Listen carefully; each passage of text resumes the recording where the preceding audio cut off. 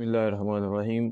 अल्लाहु रब्बु मुहम्मदिन सल्लल्लाहु अलैहि वसल्लम नहनु इबादु मुहम्मदिन सल्लल्लाहु अलैहि वसल्लम। नाज़रीन गिरामी, बंदा जब मरता है तो उसको गुस्ल दिया जाता है, और जो गुस्ल देने वाले होते हैं तो जो होते हैं गुस्ल जो बंदे देते हैं, उनके जो रफ़क़ा होते हैं मैयत के, वो गुस्ल देते हैं। तो क्या उन पर गुस्ल वाजिब होता है गुस्ल देने के बाद कि नहीं?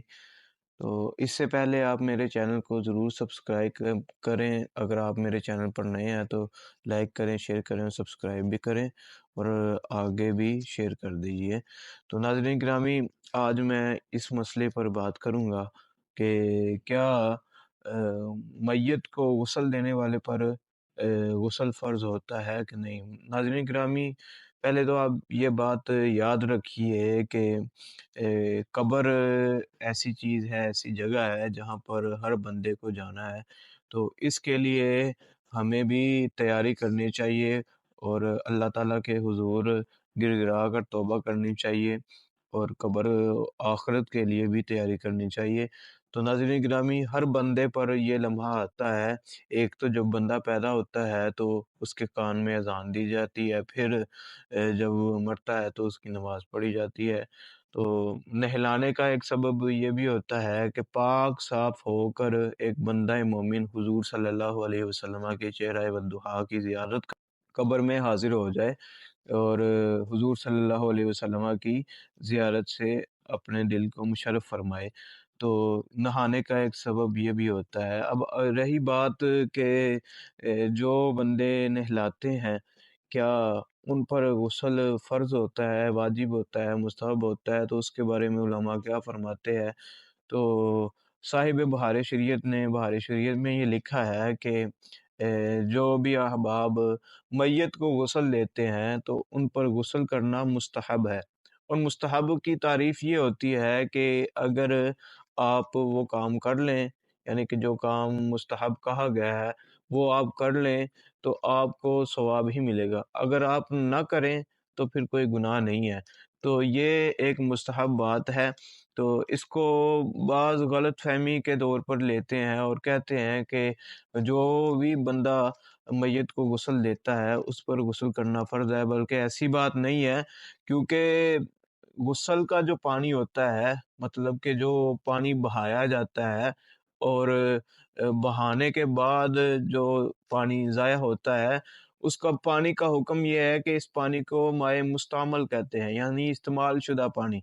तो इस्तेमाल शुदा पानी का हुक्म इंदल अहनाफ जो है ये है कि वो पाक तो होता है, लेकिन पाक करने वाला नहीं है। बनफ़्से नफ़ीस वो पानी खुद पाक है, यानी जो मैयत से जुदा हो रहा है वो पाक है। लेकिन आप ये भी बात याद रखिए कि निजासत की जो जगह होती है वहाँ से जो पानी जो लगता है, निजासत के साथ जो लगता है वो तो पाक नहीं होता, ज़ाहिर है, क्योंकि वो नजस के साथ उसका मिलाप होता है, और निजासत के साथ लगने की वजह से उसमें नापाकी आ जाती है, निजासत गिरने की वजह से।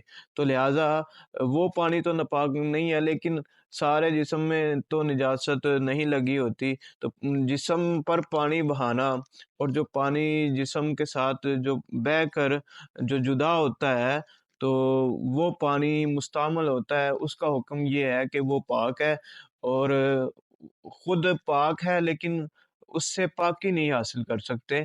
तो ये उसका हुक्म है। और दूसरी बात ये है कि यहाँ पर ये भी सवाल पैदा होता है कि जो बंदा गुस्ल दे रहा होता है, ज़ाहिर-सी बात है, जब वो निजासत वग़ैरह मुर्दे की साफ़ करते हैं, तो वहाँ पर पानी डालते हैं, तो उसके भी छींटे जो है वो बंदे पर पड़ते हैं।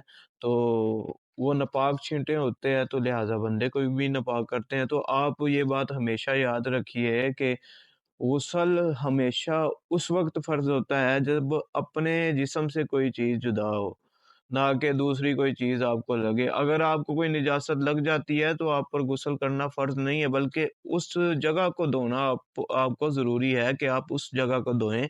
تو لہٰذا اگر آپ کو گمان ہے کہ اس جگہ پر چھینٹے پڑے ہیں تو آپ اس جگہ کو صاف کر لیں، دھو لیں۔